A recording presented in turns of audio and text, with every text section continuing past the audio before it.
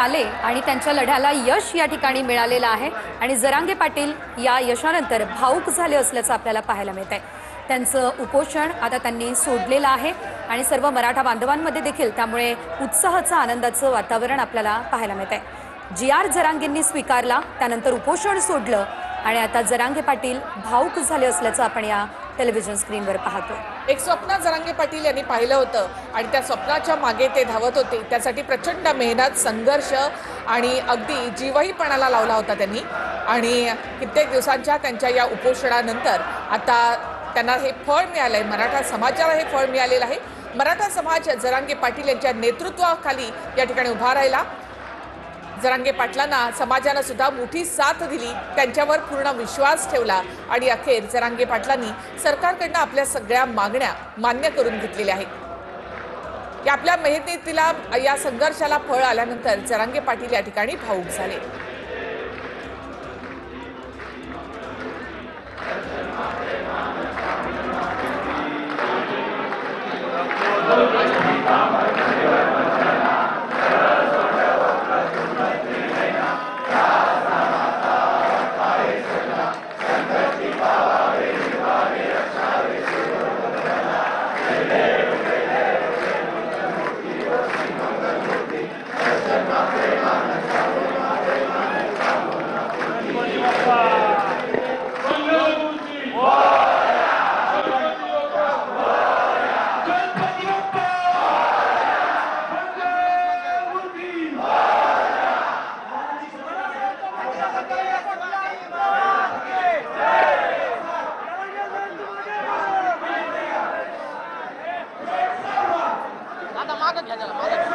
मागण्या मान्य झाल्यानंतर जरांगे या ठिकाणी भावुक झालेले आहेत। जसं मी म्हटलं की मुंबईमधलं त्यांचं हे 8वं उपोषण होतं।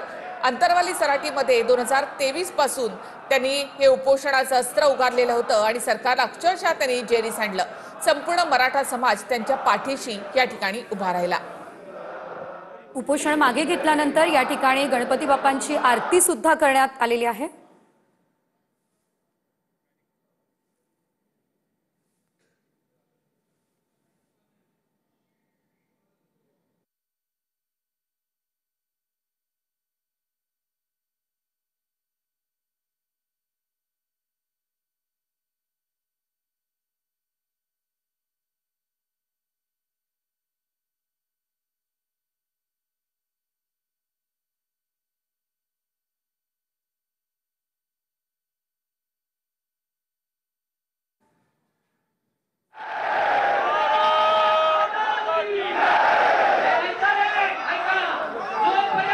जरांगे पाटील यांनी आपलं उपोषण सोडले। आपल्या मागण्या मान्य झाल्यानंतर जरांगे पाटलांना या ठिकाणी अश्रू अनावर झाले।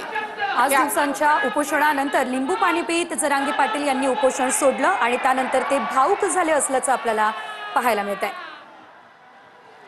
सध्या आपण पाहतोय संपूर्ण समाजामध्ये आनंदाचं वातावरण आपल्याला पाहायला मिळतंय। जरांगे पाटील यांच्या संघर्ष गेल्या 2 वर्षांपासून संपूर्ण समाजाने पाहिलेला होता आणि त्यानंतर आता त्यांच्या या लढ्याला यश आलेलं आहे आणि जरांगे पाटील भावुक झालेले आहेत, त्यांना अश्रू अनावर झालेले आहे। जरांगे पाटलांसोबत संपूर्ण मराठा समाजाचा हा लढा होता। जरांगे पाटील यांचे हे आनंद अश्रू आहेत, संघर्षाच्या सफलतेचे हे अश्रू आहेत। तर या सगळ्यामध्ये मुख्यमंत्री देवेंद्र फडणवीस यांची देखील भूमिका अत्यंत महत्त्वाची होती। गुलाल या ठिकाणी उधळला जातोय। हजारो मराठा हे मुंबईमध्ये आले आणि यश घेऊनच आपल्या गावी परतताना पाहायला मिळतोय। जिंकलोले राजा आपण असं जरांगेंनी म्हटलेलं होतं आणि या ठिकाणी आपल्या भूमिकेवर जरांगे ठाम राहिले आणि आता यश त्यांना मिळालेलं आहे। जरांगे पाटील यांच्यावर आता गुलाल उधळला जातो। विजयाचा हा गुलाल आहे। मराठे मुंबईत आले आणि ते जिंकून गेले असं म्हणावं लागेल या ठिकाणी। शिवेंद्र राजे यांनी देखील यामध्ये महत्त्वाची भूमिका पार पडलेली आहे। तर आता उपसमितीचे सगळे सदस्य या ठिकाणी बाहेर पडतायत। विखे पाटील यांच्यावर देखील हा गुलाल उधळण्यात आलेला आहे। विखे पाटील तसं पाहिलं तर शांत, संयमी आणि मितभाषी म्हणून नेता असा त्यांना ओळखला जातो। मराठा नेता आणि त्यांनी हा सगळा मुद्दा या ठिकाणी हँडल केलेला आहे। जरांगे पाटलांनी मुख्यमंत्री देवेंद्र फडणवीसांना नेहमीच टार्गेट केलेलं आहे, मात्र त्याच देवेंद्र फडणवीसांनी हा सगळ्या जी आरचा मसुदा तयार केलेला आहे आणि हा मसुदा पहिल्याच याच्यामध्ये जरांगे यांना मान्य झालाय। अखेर हैदराबाद गॅझेट याचा GR काढण्यात आलेला आहे। सातारा औंध याचाही GR लवकरच निघणार आहे। त्यामुळे मराठवाडा पश्चिम महाराष्ट्र या ठिकाणी सगळ्याच मराठा बांधवांना आरक्षणाचा लाभ मिळणार आहे। त्यामुळे या सगळ्या यशाचं श्रेय हे मुख्यमंत्री देवेंद्र फडणवीस यांना देखील जात आहे। तर ही दोनही दृश्य आपण पाहतोय, एकीकडे जरांगे पाटील यांच्यावर यशाचा हा गुलाल उधळण्यात आला, तर दुसरीकडे सर्व मराठा आंदोलकांमध्ये आनंदाचं वातावरण आणि जरांगे पाटील यांच्या नावाचाच या ठिकाणी घोषणाबाजी आपल्याला पाहायला मिळते।